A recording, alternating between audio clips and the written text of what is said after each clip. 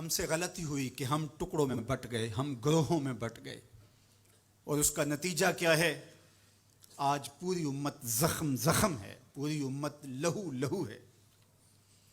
کہا تمہاری ہوا اکھڑ جائے گی اگر تم نے اللہ کی رسی کو چھوڑ دیا، تم نے رسول کے دامن کو ترک کر دیا، تم گروہی تقسیمات پہ یقین رکھنے لگے، تم نے 1.5 اینٹ کی مسجد کھڑی کر لی، تم تقسیم در تقسیم کے عمل سے گزرتے رہے، تم امت سے فرقوں سے جماعتیں، جماعتوں سے لابیاں، اور لڑکتے لڑکتے تم ٹکڑے ٹکڑے ہو گئے، تم کرچی کرچی ہو گئے۔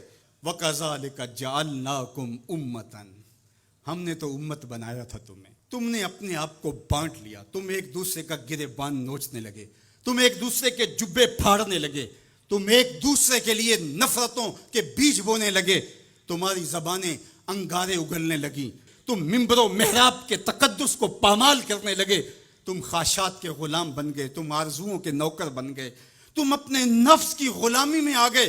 تم تو غلام تھے آمنہ کے لال کے، تم نے کب سے نفس کی غلامی اختیار کر لی، تم کب سے خواہش کے نوکر بن گئے، تم کب سے نفس کے بندے بن گئے۔ تم نے امت بننا ہے، تم نے رسول اللہ کا غلام بننا ہے۔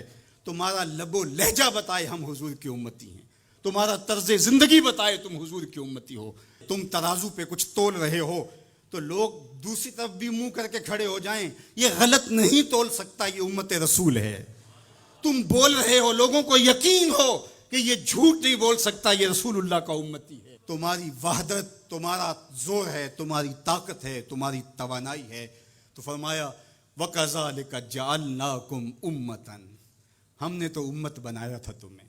آج حضور کے قلب اطہر پہ کیا گزرتی ہوگی جب شام کی بچیوں کے منہ پہ تماچے مارے جاتے ہیں، جب بغداد میں حضور کی امت خانمہ برباد نظر آتی ہے، جب برما میں آری لے کر کے اعضاء کاٹ دیے جاتے ہیں، دشت لیلہ سے لے کے کندھار تک، غزہ سے لے کے کشمیر تک لاشیں ہی لاشیں بکھری ہوئی نظر آتی ہیں، بستی بستی کریا کریا، صحرا صحرا خون، امت والے امت کا ہے کتنا سستا خون۔ شام، قدس، کشمیر اور برما، کس کس کا احوال کہوں، ہر سو زخمی، ہر سو لاشیں، ہر سو بہتا خون، امت والے امت کا ہے کتنا سستا خون۔ آج امت لہو لہو ہے، اس پوری کائنات میں 1 انچ بھی جگہ ایسی نہیں ہے جہاں آتش و آہن برستا ہو اور وہ کفار کی سرزمین ہو۔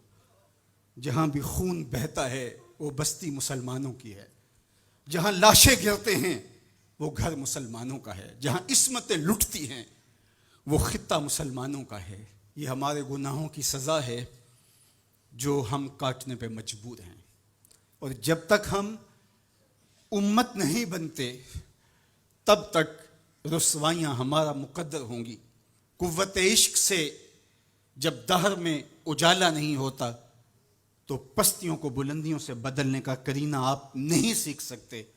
نام محمد کو تھام کر کے، امت کی وحدت کے تصور کو اجاگر کر کے، حضور کا پاکیزہ وجود جو امت کی وحدت کا ضامن ہے، اس سے بے لوث محبت کا رشتہ اور الفت کا ربط جب تک مضبوط نہیں ہوتا تب تک ہم ان مشکلات سے کبھی بھی نہیں نکل سکتے۔ 1000 فلسفے تراش لیں، 1000 منطقیں بگھار لیں، لیکن کوئی نتیجہ نہیں ہوگا۔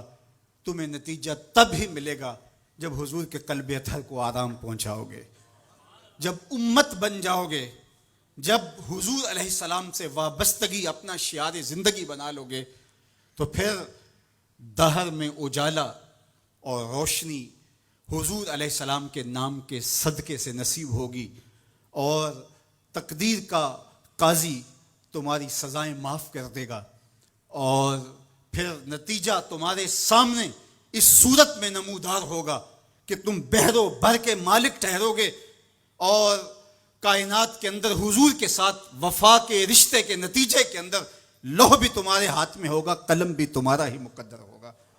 لیکن شرط یہ ہے کہ تم صحیح معنی کے اندر امت بن جاؤ. وَأَنْتُمُ الْعَالَوْنَ إِن كُنتُم مُؤْمِنِينَ. یہ میرے رب کا وعدہ ہے اور میرے رب کے وعدے سچے ہوتے ہیں. کہا تم ان کے بن کے تو دیکھو، عزت کا تاج میں تمہارے سر پہ رکھوں گا.